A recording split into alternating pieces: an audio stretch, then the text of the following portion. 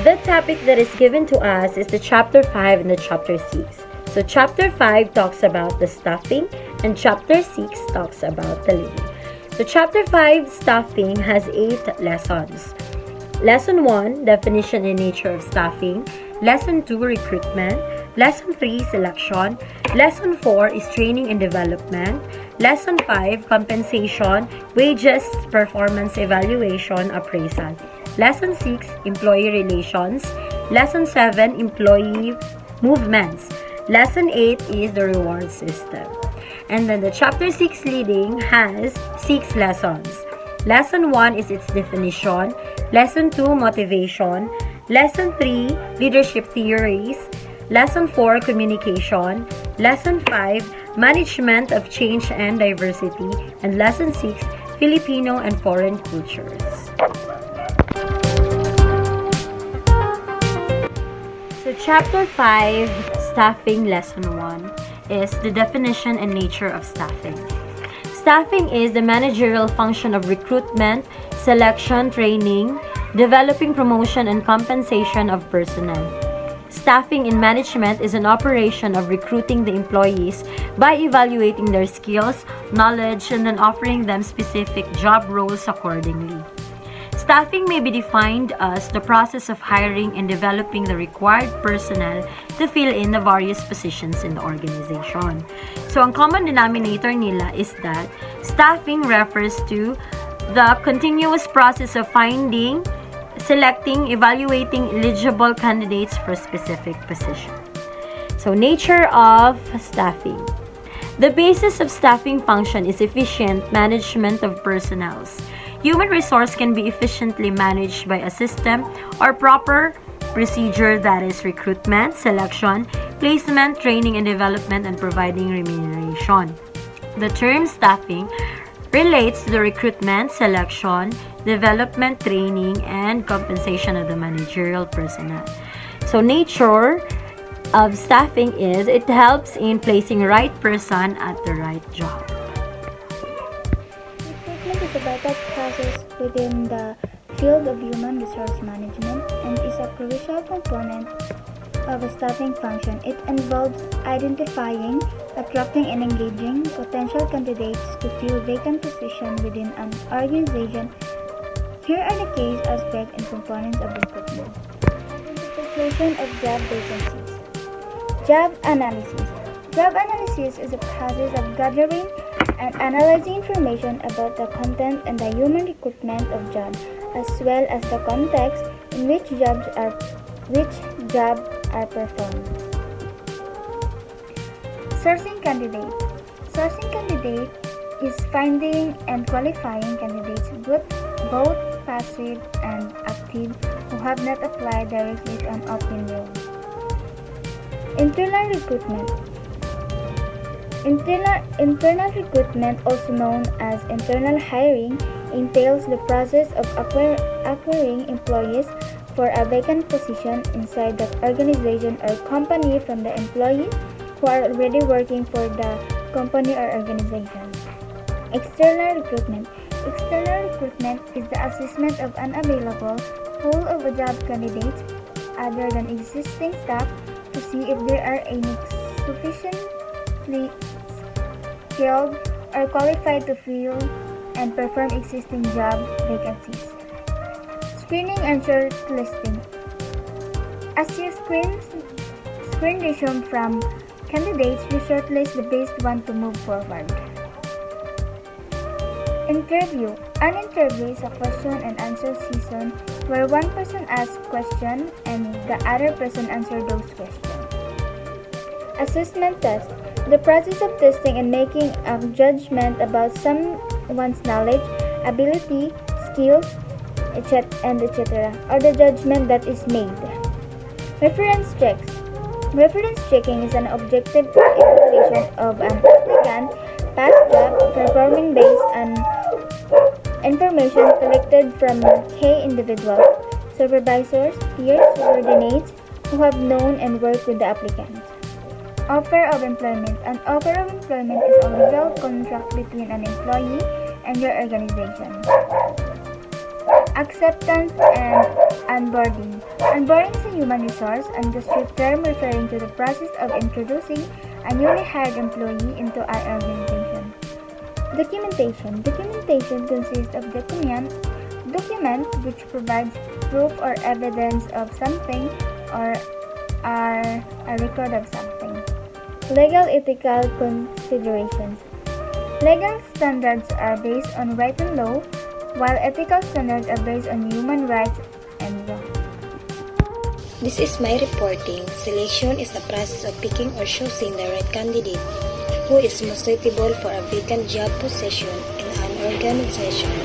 In other words, selection can be explained as the process of interviewing the candidates and evaluating their qualities, which are required for a specific job, and then choosing the suitable candidate for the position. The selection of a right applicant for a vacant position will be an asset to the organization, which will be helping the organization in reaching its objectives. So this is our different authors define selection in different ways. So here is a list of some of the definition. First, employee selection is a process of putting a right applicant on a right job. Second, selection of an employee is a process of choosing the applicants who have the qualification to fill the vacant job in an organization. Third, selection is a process of identifying and hiring the applicants for filling the vacancies in an organization. Fourth, and the last, employee selection is a process of matching organization requirements with the skills and the qualification of individuals. That's all. Thank you. Lesson 4. Training and Development. Employee training and development can help employees become better at their jobs and overcome performance gaps that are based on lack of knowledge or skills. This can help organizations and teams to be more productive and obtain improved business outcomes, leading to a competitive advantage over other companies. Training and development programs is important in staffing because it can help employees learn the skills they need in their current roles and introduce leadership skills and software knowledge they will need in the future. One form of training, apprenticeship, allows employees to start as trainees and progress to a higher level role. Compensation with this and performance evaluation appraisal. Performance appraisal tries to give worth to performance compensation packages, which includes bonus, higher salary rates, extra benefits allowance, and prerequisites are dependent on performance appraisal. The critical should be merit rather than seniority. What is employee relations? When it comes to employee relations, an HR department has two primary functions. First, HR helps prevent undeserved problems or disputes between employees and management. Second, it assists in creating and enforcing policies that are fair and consistent for everyone in the workplace. Employee relations refer to an organization's efforts to fulfill this function and create and maintain a positive relationship with its employees. My name is Ronnie Dar. As employee movement is staffing movement happen when someone moves around the organization instead of being static in the one place. For instance, if an employee is learning several aspects of working for a company, they might spend 6 months in the sales team before moving to the finance team. Staffing Lesson 8. It is the process of recruiting, selecting, and inducting employees, providing orientations, implementing training and development, appraising the performance of employees, deciding compensations, and providing benefits. motivating employees, maintaining proper relations with employees and their trade unions, ensuring employee safety, welfare, and healthy measures in compliance with labor laws of the land, and finality, following the orders, judgment of the concerned High Court and Supreme Court. Leading Lesson 1 introduces the concept of leadership and explain how individuals can grow as a leader. Leadership is defined as influence relationship among leaders and followers who intend real change and outcomes that reflect their shared purposes.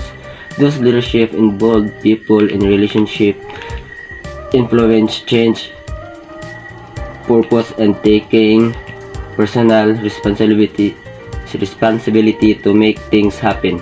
Most of us are aware of famous leaders, but most leadership that can change the world starts small and may begin with personal frustration about events that prompt people to initiate change and inspire others to follow them. Your leadership may be expressed in the classroom, at work, on your neighborhood, religious community, or volunteer.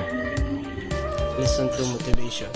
Motivation is a goal-oriented characteristic that helps a person achieve his objective. It pushes an individual to work hard at achieving his or her goals.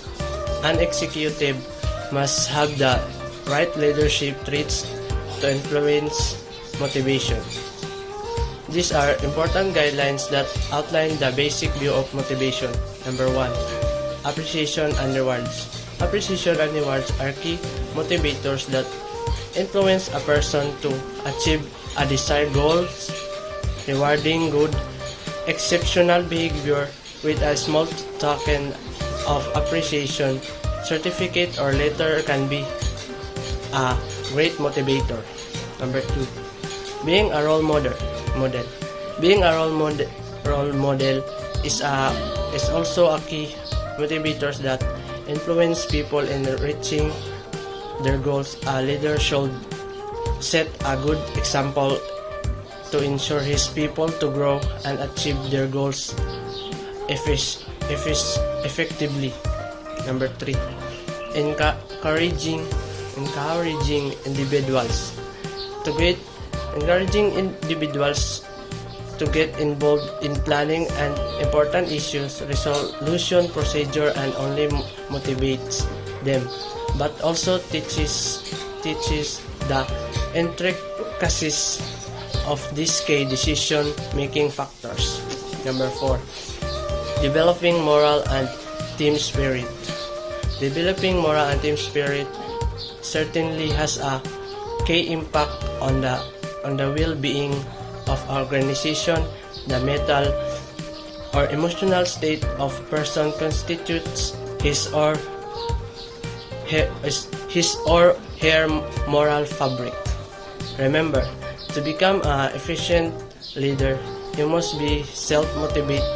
You must know your identity, your needs, and you must have a strong urge to do anything to achieve your goals. Thank you.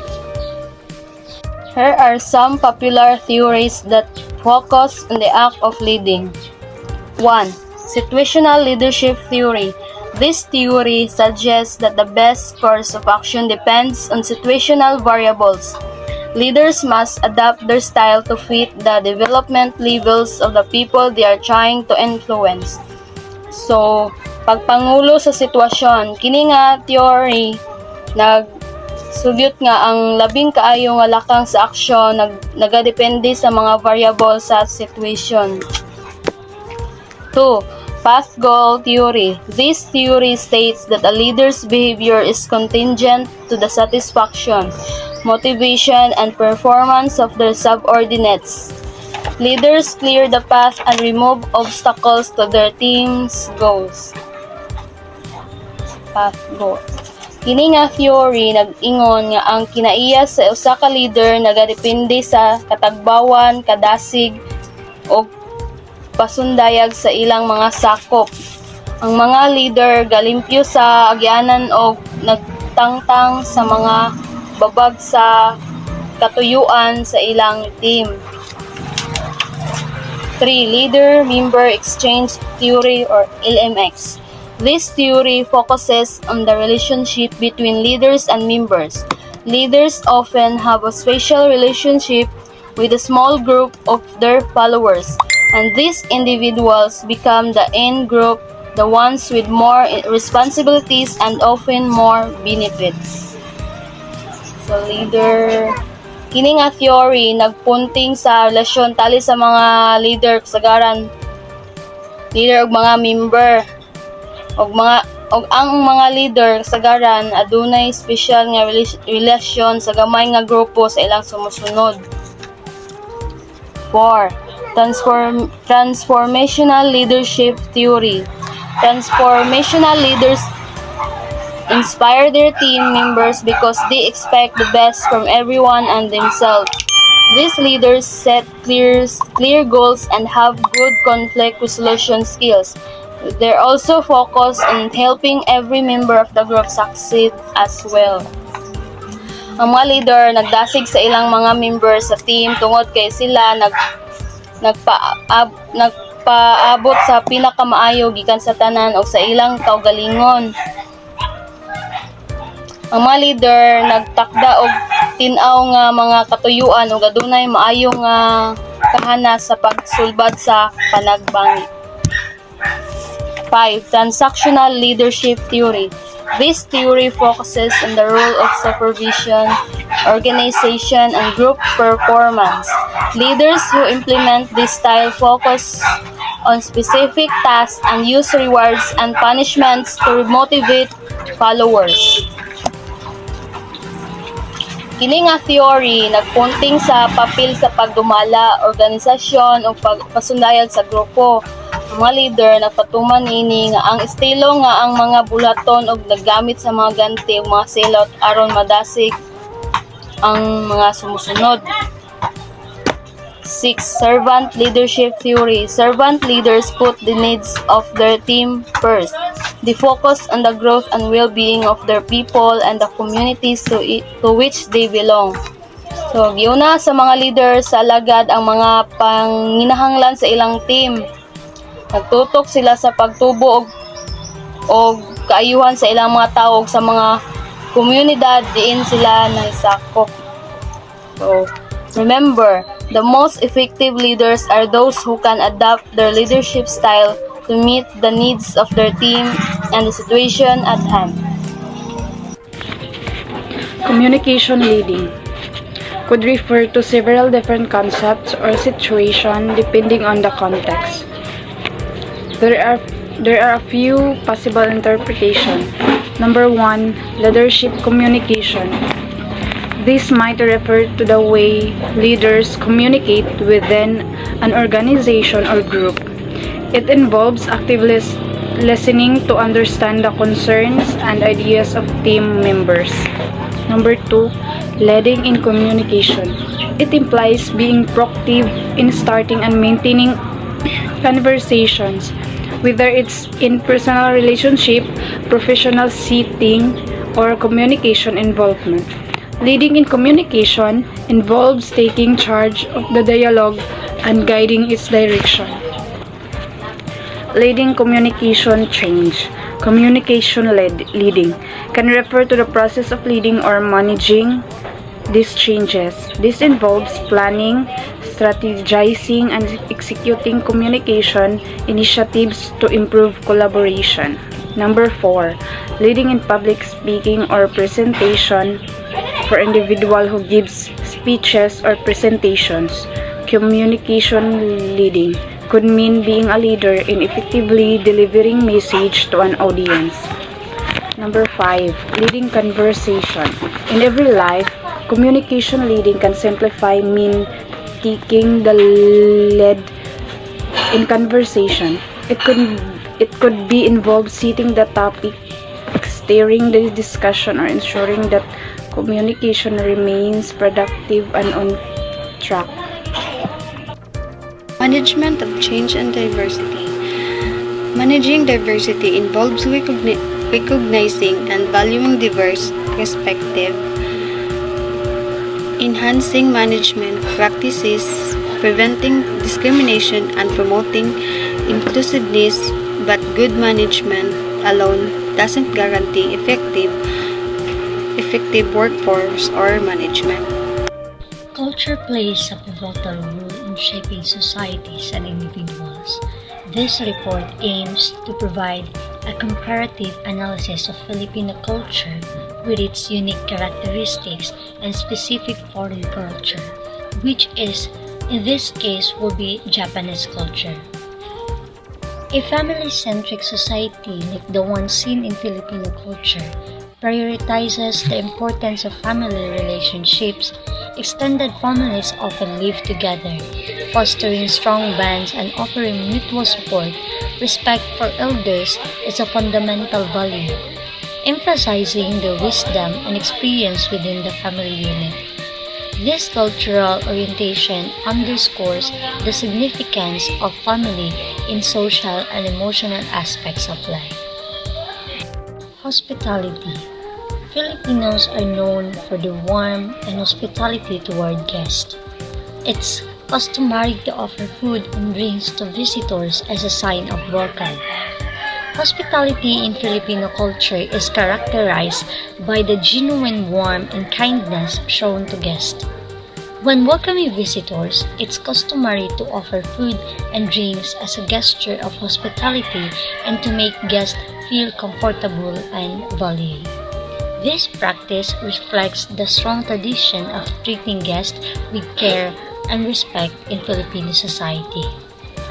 Japanese culture values traditional arts like tea ceremonies, ikebana, flower arranging, and calligraphy. Traditional arts holds a significant place in Japanese culture, with practices such as tea ceremonies, ikebana, flower arranging, and calligraphy being highly valued. These art forms are not only expressions of aesthetics but also pathways to spiritual and cultural enrichment. They showcase the precision, elegance, and deep cultural significance that the Japanese people attribute to their traditional heritage. Japanese cuisine is renowned worldwide, featuring sushi, sashimi, and tempura. Food presentation is an art form in Japan. Japanese cuisine is globally acclaimed, known for dishes like sushi, sashimi, and tempura. What sets it apart is the meticulous art of food presentation, making each meal an aesthetic experience. This emphasis on both taste and presentation has earned Japanese cuisine a distinguished place in the culinary world. Religion. The Philippines is predominantly Catholic with a significant Muslim minority. Religious festivals and traditions are an integral part of Filipino life. Religion holds a prominent role in Filipino society, with the majority of the population being Filipino or Catholic, while there is also a notable Muslim minority. Religious festivals and traditions are integral aspects of Filipino life, shaping their culture and influencing various celebrations and rituals. This diversity in religious beliefs is an essential part of the nation's identity. Festivals. The Philippines hosts various festivals like Sinulog and Pahiyas to celebrate local culture and traditions. Festivals in the Philippines, such as Sinulog and Pahiyas, serve as vibrant celebrations of local culture and traditions. These events feature colorful parades, music, dancing, and other festivities that showcase the rich and diverse heritage of different regions in the country. They provide a platform for communities to come together and share their unique cultural expressions. Collectivism. Japanese culture places a strong emphasis on group harmony and consensus. The needs of the group often take precedence over individuals' desires. Japanese culture is characterized by collectivism. emphasizing group harmony and consensus. In this cultural framework, the needs and goals of the group or community often hold greater importance than individual desires. Cooperation, unity, and maintaining social harmony are highly valued in Japanese society, shaping various aspects of their interactions and decision-making processes. Japan has a rich tapestry of rituals and etiquettes such as bowing and gift-giving. Japan includes customs like bowing and gift-giving. These practices are fundamental in daily interactions, serving as a way to show respect, politeness, and adherence to social norms in Japanese society. They play a crucial role in maintaining order and harmony in various aspects of life, from business to social gatherings. Comparative analysis. Both Filipino and Japanese cultures value respect for elders and strong family ties. Festivals are important cultural celebrations in both cultures. Hospitality is a shared value, though it may be expressed differently. Differences. Filipinos tend to be more expressive and emotionally demonstrative compared to the reserved nature of many Japanese. Japanese culture emphasizes formal etiquette and rituals to a greater extent. Religious beliefs and practices vary significantly between the two cultures.